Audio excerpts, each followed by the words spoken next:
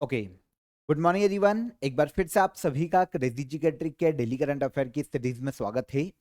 आज के इस सेशन में हमारी सीरीज को आगे बढ़ाते हुए हम डिस्कस कर लेते हैं 5 अगस्त के सभी इंपॉर्टेंट करंट अफेयर को।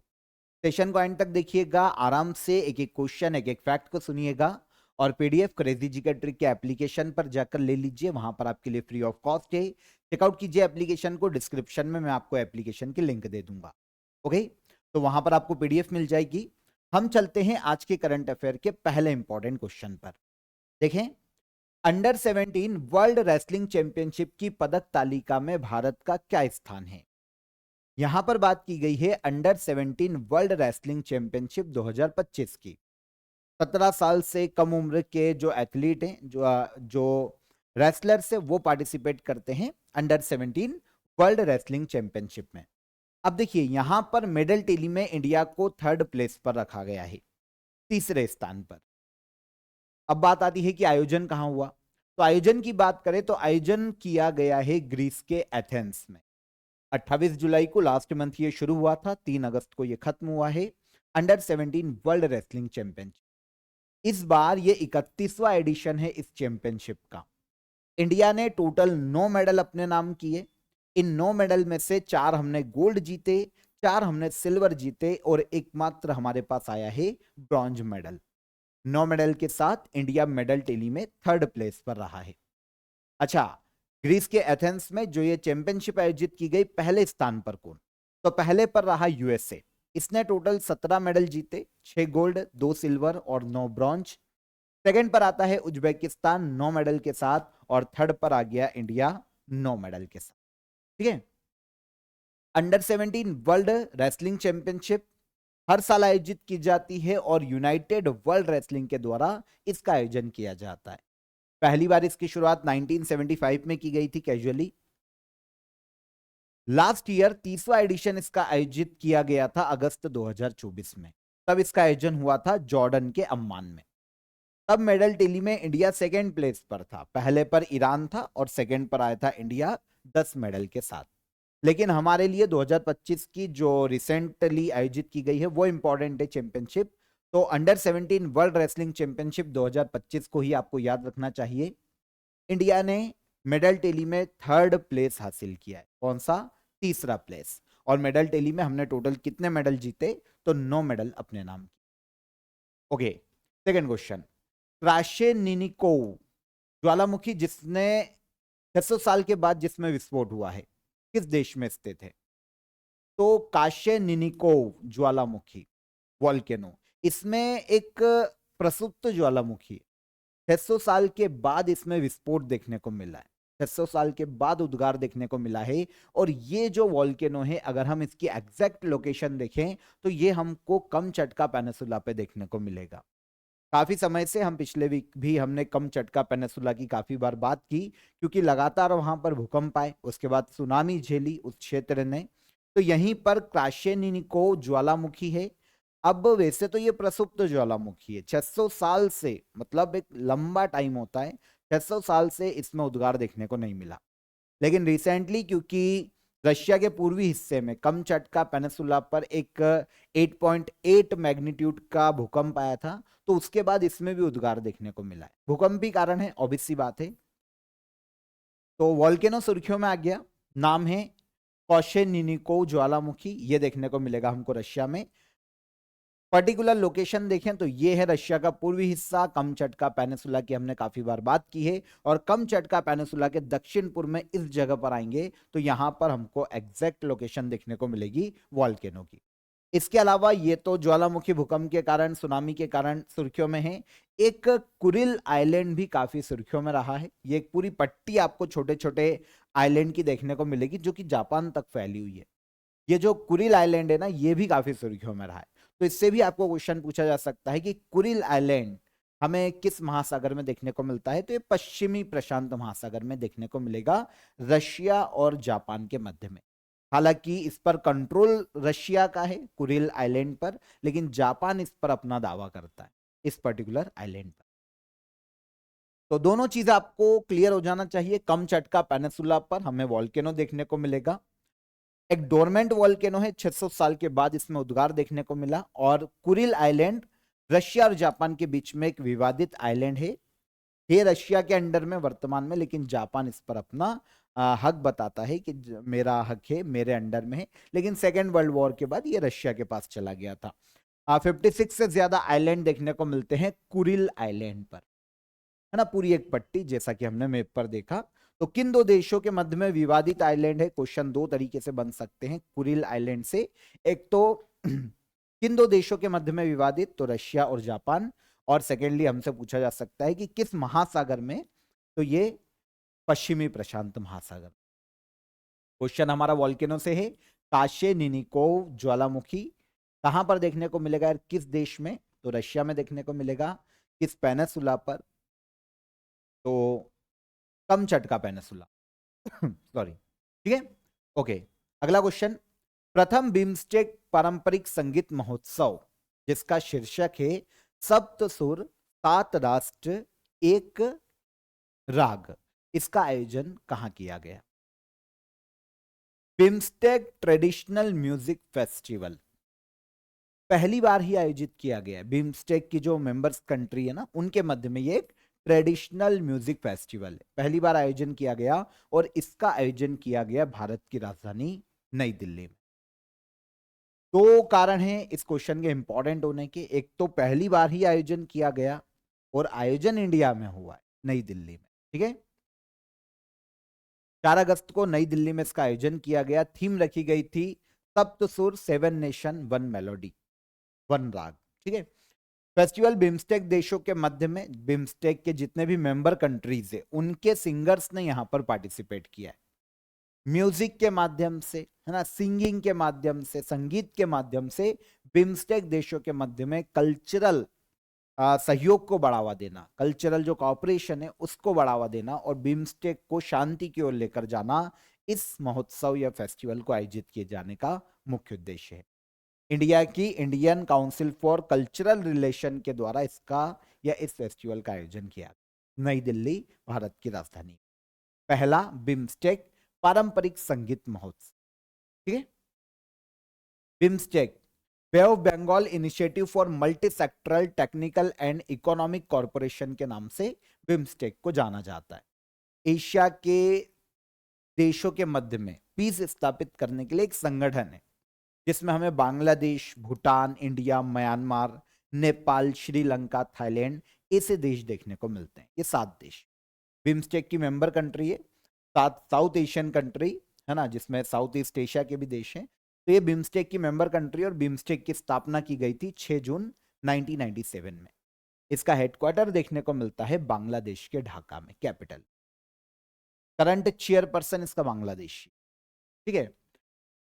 करंट सेक्रेटरी जनरल इंडिया है। 2023 से फर्स्ट समिट जो बिम्स्टेक की आयोजित की गई थी वो 2004 में आयोजित हुई थी थाईलैंड के बैंकॉक में। और लास्ट समिट 30 मार्च 2022 में श्रीलंका में आयोजित की जा चुकी। आपको पता है बिम्स्टेक के बारे में कुछ और न्यूज भी काफी सुर्खियों में रही। एक तो बिम्स्टेक बिजनेस समिट पहली बार ही 2024 में, लास्ट ईयर, इसका भी आयोजन इंडिया में किया गया था। और इसके अलावा 14 से लेकर 15 जुलाई तक आंध्र प्रदेश के विशाखापट्टनम में इसी साल सेकेंड बिम्स्टेक पोर्ट कॉन्क्लेव का भी आयोजन किया गया। तो ये सारे इंडिया में हुए। बिम्स्टेक से संबंधित है, एक इंटरनेशनल ऑर्गेनाइजेशन है।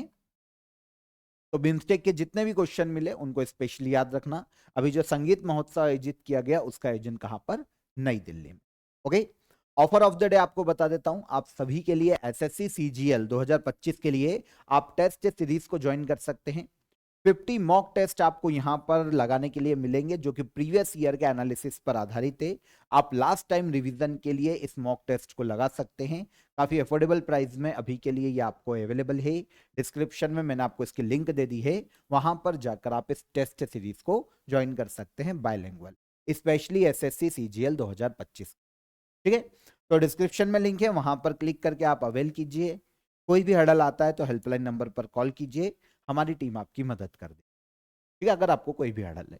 आगे चलें, अगला क्वेश्चन देखेंगे, पढ़िए। भारत ने अपने एयरबस C295MW सैन्य परिवहन विमान किस देश से खरीदे हैं? तो देखिए सैन्य परिवहन विमान से हम क्या समझते हैं, पहले तो हम ये देखें, है ना, हम बाद में देखेंगे कि क्वेश्चन क्या है। ये हमारी आर्मी के लिए ट्रांसपोर्ट एयरक्राफ्ट है, समझना, ट्रांसपोर्ट एयरक्राफ्ट।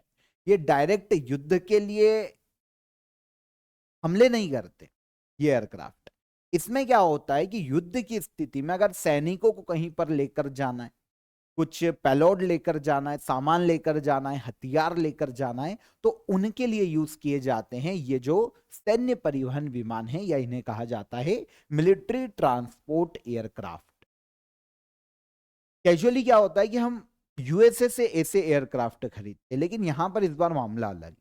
भारत ने अपने जो Airbus C295MW military transport aircraft है, इनको इस बार खरीदा है स्पेन से।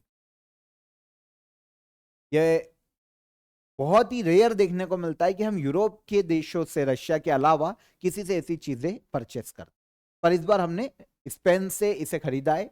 स्पेन ने क्या किया कि भारत को आखिरी Airbus C295MW military transport aircraft हाल ही में प्रदान किए। एयरक्राफ्ट भारत और स्पेन में स्थित एयरबस डिफेंस एंड स्पेस के एग्रीमेंट के तहत बनाए गए हैं, या फिर इंडिया को दिए गए। पहले एक एग्रीमेंट हो चुका है इंडिया और स्पेन के मध्य में 2021 में, कि भाई आप एयर जो ट्रांसपोर्ट एयरक्राफ्ट है ना, उनका निर्माण करेंगे दोनों मिलकर। स्पेन में स्थित एयरबस डिफेंस एंड स्पेस के साथ 56 एयरक्राफ्ट की डील हुई थी। इसमें से 16 एयरक्राफ्ट तो स्पेन में बनेंगे और स्पेन ने हमको ये दिए हैं, फाइनली पूरे कंप्लीट हो गए। और 40 का डील हुई थी कि ये इंडिया में बनाए जाएंगे, टोटल 56 थे। तो स्पेन ने अपने हिस्से के जो 16 एयरक्राफ्ट थे इस डील के तहत जो 2021 में हुई थी हमको दे दिए। अब बाकी के 40 बनाए जाएंगे इंडिया में, गुजरात के वडोदरा में। बाकी के 40 का निर्माण होगा टाटा एडवांस्ड सिस्टम लिमिटेड के द्वारा। हालांकि ये मदद लेगा बीईएल और बीडीएल जैसी कंपनियों की, पर निर्माण किया जाएगा गुजरात वडोदरा में। ठीक है, C295MW भारत में पहले से जो AVRO 748 एयरक्राफ्ट, ये भी एक प्रकार के ट्रांसपोर्ट एयरक्राफ्ट थे, इनको रिप्लेस करेंगे क्योंकि ये पुराने हो चुके हैं। अब 56 नए मिलेंगे इंडियन आर्मी को, उनमें से 16 दे चुकी है स्पेन की गवर्नमेंट या स्पेन की कंपनी। ठीक है, C295 एयरक्राफ्ट ट्रांसपोर्ट एयरक्राफ्ट है, जैसा कि मैंने आपको बताया। विशेषता ये होती है कि छोटे रनवे से उड़ान भर सकते हैं, है ना, इनके लिए बड़े बड़े रनवे नहीं चाहिए, छोटे छोटे रनवे से भी उड़ान भर सकते हैं। सैनिकों को एक जगह से दूसरी जगह पर अगर लेकर जाना है युद्ध की स्थिति में, वेपन्स लेके जाना है, सोल्जर लेके जाना है, कोई भी मेडिकल हेल्प एक जगह से दूसरी जगह पर पहुंचाना है, तो इस तरीके के लिए ऐसे एयरक्राफ्ट का यूज किया जाता है। डायरेक्ट वॉर में यूज नहीं किया जाता हमले के लिए, पर ये सेकेंडरी इसको बोल सकते हैं हम कि हेल्पिंग एयरक्राफ्ट के रूप में इनका यूज किया जाता है। 5 से 10 टन तक पेलोड ले जा सकता है, 70 सोल्जर्स को एक साथ कैरी कर सकता है, 480 किलोमीटर पर आवर की स्पीड से उड़ सकता है, और हवा में 11 घंटे तक उड़ सकता है लगातार एक बार फ्यूलिंग के बाद। ठीक है, तो C295 एयरक्राफ्ट हमने किससे लिए हैं? ये लिए हमने स्पेन से, यूरोप का देश। भारत का पहला make in India green hydrogen plant कहां शुरू किया गया है? इंडिया का पहला make in India green hydrogen plant को शुरू किया गया भारत के गुजरात में। गुजरात में एक पोर्ट है, कांडला पोर्ट, है ना, दीनदयाल उपाध्याय के नाम से जाना जाता है। तो यहां पर मेड इन इंडिया के तहत पहला green hydrogen plant Kandla port Gujarat में स्थापित किया। हालांकि इसकी कैपेसिटी कम है, अगर हम विद्युत उत्पादन क्षमता देखें तो ये काफी कम है, लेकिन मेक इन इंडिया के तहत ये पहला ग्रीन हाइड्रोजन प्लांट है। कांडला पोर्ट में इसे वहां पर बेसिक कामों के लिए यूज किया जाएगा। 11 बसेस और स्ट्रीट लाइट को पावर दी जा सकेगी, क्योंकि इसकी विद्युत उत्पादन क्षमता भी केवल 1 मेगावाट ही। तो वहां पर छोटे छोटे काम हो जाएंगे कि भाई बसेस चल जाएगी, एयर वो जो पोर्ट है वहां पर, स्ट्रीट लाइट जो है पोर्ट की उनको रोशन किया जा सकेगा। 1 मेगावाट कैपेसिटी है, बढ़ाकर 10 मेगावाट तक किए जाने का प्लान है। 2025 के एंड तक 5 मेगावाट और 2026 के एंड तक या बीच में 10 मेगावाट तक किया जा सके, तो 10 मेगावाट तक इसको बढ़ाया जाएगा। आपको पता है ग्रीन हाइड्रोजन प्लांट में क्या होता है कि हाइड्रोजन का निर्माण किया जाता है ऐसी तकनीकों के माध्यम से जिसमें कार्बन उत्सर्जन न के बराबर हो। ठीक है, तो रिन्यूएबल एनर्जी का नॉर्मली यूज किया जाता है प्लांट में, हाइड्रोजन बनाई जाती है रिन्यूएबल एनर्जी के माध्यम से, ताकि कार्बन उत्सर्जन ना हो, और उससे जो प्रोडक्ट मिलता है, जो हाइड्रोजन मिलता है, वो है ग्रीन हाइड्रोजन। ग्रीन हाइड्रोजन का यूज बसेस में और दूसरे परिवहन के साधनों में किया जा सकता है, काफी सारी चीजों में किया जा सकता है। ऑब्वियस सी बात है, ग्लोबल वार्मिंग को कम करने में मदद मिलेगी, जलवायु परिवर्तन को रोकने में मदद मिलेगी, ग्लोबल वार्मिंग को काफी सारे इसके फायदे हो सकते हैं। तो दीनदयाल पोर्ट अथॉरिटी कांडला के द्वारा इसे बनाया गया है। ठीक है, इंडिया का पहला मेक इन इंडिया के तहत green hydrogen plant. Kandla port पर कितने मेगावाट विद्युत उत्पादन क्षमता? 1 मेगावाट। ठीक है, आगे आइए। हाल ही में चर्चित अष्टमुडी वेटलैंड झील किस राज्य में स्थित है? ये आपने काफी बार पढ़ी होगी, है ना, ज्योग्राफी के पॉइंट ऑफ व्यू से ये एग्जाम में भी काफी क्वेश्चन आता है, और आपने कभी ना कभी इसको पढ़ा होगा। अष्टमुडी झील या वेटलैंड लेक की बात करें, यह हमको देखने को मिलती है भारत के केरला स्टेट में। अच्छा, अभी सुर्खियों में क्यों है अष्टमुडी झील? तो केरला के जो हाई कोर्ट है, उसने केरला सरकार को बोला है कि भाई अष्टमुडी वेटलैंड को रिजर्व करने के लिए, इसे मैनेज करने के लिए एक यूनिट का निर्माण किया जाए राज्य सरकार के द्वारा। तो राज्य सरकार को आदेश दिया है इस झील को पुनर्जीवित करने के लिए केरला हाई कोर्ट ने, कि भाई इसके मैनेजमेंट के लिए एक यूनिट बनाई जानी चाहिए। इसीलिए अष्टमुडी वेटलैंड या लेक अभी सुर्खियों में है। केरला के कोल्लम डिस्ट्रिक्ट में यह देखने को मिलती है। 2022 में रामसर वेटलैंड साइट इसे घोषित किया जा चुका है। अष्टमुडी झील भारत के केरला राज्य में स्थित है। इंडिया की अदर झीलों पर, अदर लेक पर अगर नजर डालें तो काफी सारी है, लेकिन यहां पर मैं आपको 5-7 बहुत ही इंपॉर्टेंट बता देता हूं। एक है वुलर लेक, जम्मू कश्मीर में। भारत की सबसे बड़ी मीठे पानी की, फ्रेश या ताजे पानी की झील है। कौन? वुलर लेक। ठीक है, जम्मू कश्मीर में। एक शिकारे चलाए जाते हैं इसमें, जम्मू कश्मीर यूनियन टेरिटरी में। चिल्का लेक ओडिशा में। सबसे बड़ी लेगून झील इंडिया की चिल्का लेक। फिर आती है बेम्बनाथ झील, ये भी हमको केरल में देखने को मिलती है। इंडिया की सबसे लंबी झील, यहाँ पर लंबाई की बात की गई, इंडिया की सबसे लंबी झील है। ठीक है, और केरला की भी सबसे लंबी झील केरला राज्य में स्थित है। लोकटक लेक मणिपुर में। पूर्वोत्तर भारत की सबसे बड़ी मीठे पानी की या फ्रेश वाटर ताजे पानी की झील। लोकटक झील पर ही मणिपुर राज्य में केबुल लामजाओ नेशनल पार्क देखने को मिलता है। तैरता हुआ नेशनल पार्क वर्ल्ड का एकमात्र। ठीक है, फिर सांभर लेक राजस्थान में है, कि भारत की सबसे बड़ी इनलैंड सॉल्ट वाटर लेक है। ठीक है, सबसे बड़ी खारे पानी की झील इनलैंड, सांभर झील राजस्थान। ठीक है, आगे बढ़ते हैं। अपना घर पहल किस मंत्रालय के द्वारा शुरू की गई है? अपना घर इनिशिएटिव को ministry of petroleum and natural gas के द्वारा शुरू किया गया है। Ministry of petroleum and natural gas. ये जो इनिशिएटिव लाया गया ना, स्पेशली ट्रक ड्राइवर्स के लिए लाया गया है ना। ट्रक एक्चुअल में होता है क्या है, देखिए, ट्रक ड्राइवर्स जो होते हैं लंबे रूट पर ट्रक चलाते हैं, क्योंकि भाई उनको परिवहन का बहुत बड़ा साधन है सड़क मार्ग। कुछ भी सामान ट्रांसपोर्ट के लिए ट्रकों का यूज किया जाता है। अब जो ट्रक ड्राइवर है ना, बहुत लंबे रूट पर गाड़ी चलाते हैं, उनको फैसिलिटीज नहीं मिलती। भाई 5 घंटे ट्रक चलाने के बाद एक जगह तो उनके लिए ऐसी होना चाहिए जहां पर वो रुक सके, आराम कर सके, उनको वहां पर खाना मिल सके जो कि क्वालिटी वाला हो, ताकि फ्रेश माइंड रहे। अगर लॉन्ग रूट पर ट्रक चलाते हैं तो एक्सीडेंट को कम करने में मदद मिलेगी। नहीं तो होगा क्या, एक ट्रक ड्राइवर है, 15 घंटे से ट्रक चला रहा है, झपकी लगेगी और एक्सीडेंट होगा। तो रोड पर, हाईवेज पर एक्सीडेंट को कम करने के लिए, ट्रक ड्राइवर्स के जीवन स्तर को उठाने के लिए ministry of petroleum and natural gas ने अपना घर इनिशिएटिव को पूरे देश में शुरू किया। इसके तहत करेंगे क्या कि नेशनल और स्टेट हाईवेज पर पब्लिक सेक्टर पेट्रोल पंप्स जितने भी हैं, वहां पर जो ड्राइवर्स है उनके लिए रेस्टिंग फैसिलिटी दी जाएगी, रेस्ट एरिया डेवलप किया जाएगा। वहां पर रूम्स होंगे, अच्छा फूड होगा खाने के लिए। एक एप्लीकेशन भी इसके लिए डिजाइन की गई है, अपना घर मोबाइल एप्लीकेशन, इसको भी लॉन्च किया।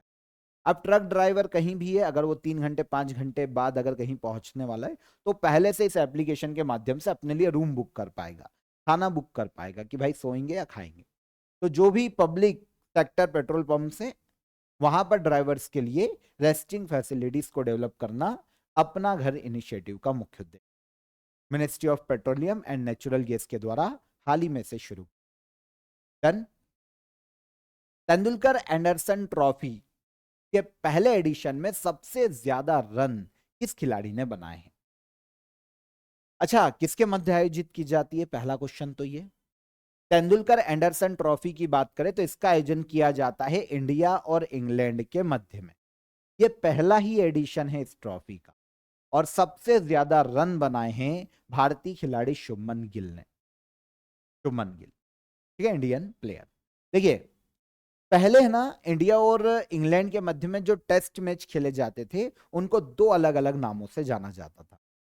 जब इंडियन टीम इंग्लैंड जाती थी टेस्ट सीरीज खेलने के लिए तो उसे कहा जाता था पटौदी ट्रॉफी, और जब इंग्लैंड की टीम इंडिया आती थी मैच खेलने के लिए या टेस्ट खेलने के लिए तो उसे एंथोनी डी मेलो ट्रॉफी के नाम से जाना जाता था। अब 2025 में इसी साल ये दोनों जो नामों की ट्रॉफी है अलग अलग जगह पर एक दूसरे के यहाँ जा रहे हैं, तो इनको कंपाइल किया गया, दोनों नाम हटाए और एक नया नाम दिया गया तेंदुलकर एंडरसन ट्रॉफी। तो ये तेंदुलकर एंडरसन ट्रॉफी का पहला एडिशन हो गया। 5 मैचों के टेस्ट, 5 टेस्ट की सीरीज थी। अब ये दोनों के मध्य में ड्रॉ हो गई। 5 मैच में से 2 इंडिया जीत गया, 2 इंग्लैंड जीत गया और 1 हो गया ड्रॉ। तो ड्रॉ हो गई सीरीज 2-2 से बराबर। ठीक है, भारत के प्लेयर सचिन तेंदुलकर और इंग्लैंड के जेम्स एंडरसन के नाम पर यह नया नाम रखा गया है ट्रॉफी का। अब ट्रॉफी तो ड्रॉ हो गई, लेकिन सबसे ज्यादा रन बनाए शुभमन गिल ने 754 रन। सबसे ज्यादा विकेट लिए है मोहम्मद सिराज, इंडियन प्लेयर है 23। लास्ट मैच में यही मैन ऑफ द मैच भी रहे Mohammed Siraj. Player of the series की बात करें तो हैरी ब्रॉक इंग्लैंड के हैं और शुभमन गिल इंडिया के। ठीक है, 43वां लोकमान्य तिलक राष्ट्रीय पुरस्कार किसे प्रदान किया गया? 43 लोकमान्य तिलक नेशनल अवार्ड दिया गया केंद्रीय सड़क परिवहन मंत्री नितिन गडकरी को। किसको दिया गया? नितिन गडकरी। ठीक है ना। तो ministry of road transport and highways of India कौन है? नितिन गडकरी। इनको 43 लोकमान्य तिलक नेशनल अवार्ड से सम्मानित किया गया। नेशनल डेवलपमेंट के क्षेत्र में काम करने के लिए यह अवार्ड बाल गंगाधर तिलक के नाम पर दिया जाए, तो इसका नाम है Lokmanya Tilak national award. National level पर दिया जाता है देश के डेवलपमेंट में योगदान के लिए। तिलक एक ट्रस्ट है, तिलक समग्र सम्राट मंदिर ट्रस्ट है ना, एक ट्रस्ट है जो कि महाराष्ट्र बेस्ड एक ट्रस्ट है, इसके द्वारा यह अवार्ड दिया जाता है। फर्स्ट अवार्ड 1983 में दिया गया था, 1 लाख रुपए की पुरस्कार राशि दी जाती है। वैसे लास्ट ईयर 2024 में यह सुधा मूर्ति को दिया गया था और 2023 में यह भारत के पीएम नरेंद्र मोदी को दिया जा चुका, और पहली बार जब शुरू किया गया था तो श्रीधर महादेव जोशी को 1983 में दिया गया। 2025 में किसे दिया गया? नितिन गडकरी, केंद्रीय सड़क परिवहन मंत्री। लास्ट क्वेश्चन, शिबू सोरेन का हाल ही में निधन हो गया, ये किस राज्य के पूर्व मुख्यमंत्री रह चुके हैं? शिबू सोरेन जो कि हेमंत सोरेन के पिता है, झारखंड के वर्तमान में सीएम है हेमंत सोरेन। तो इनके पिता शिबू सोरेन भी झारखंड के सीएम के रूप में काम कर चुके हैं।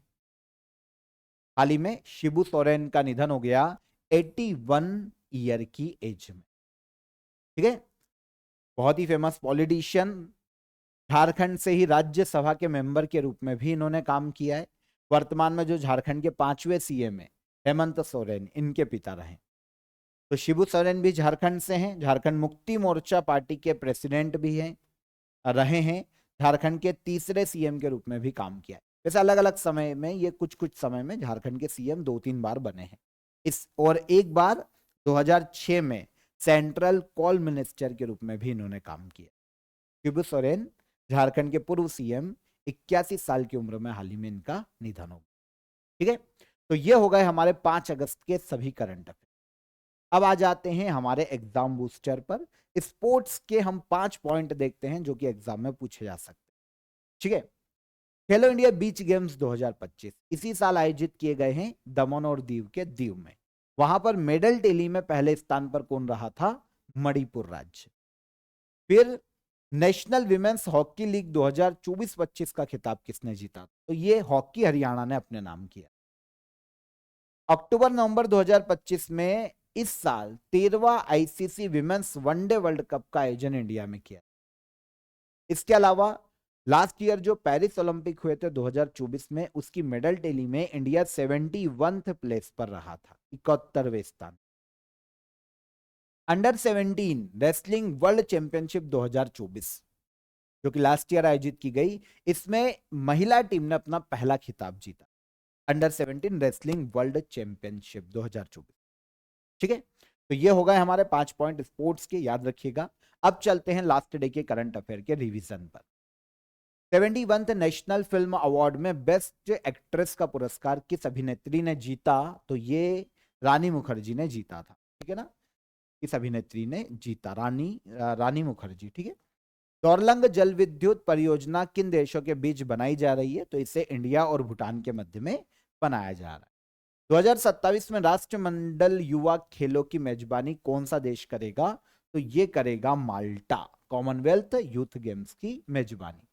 भारतीय पुरुष फुटबॉल टीम का नया मुख्य कोच किसे नियुक्त किया गया? खालिद जलील को।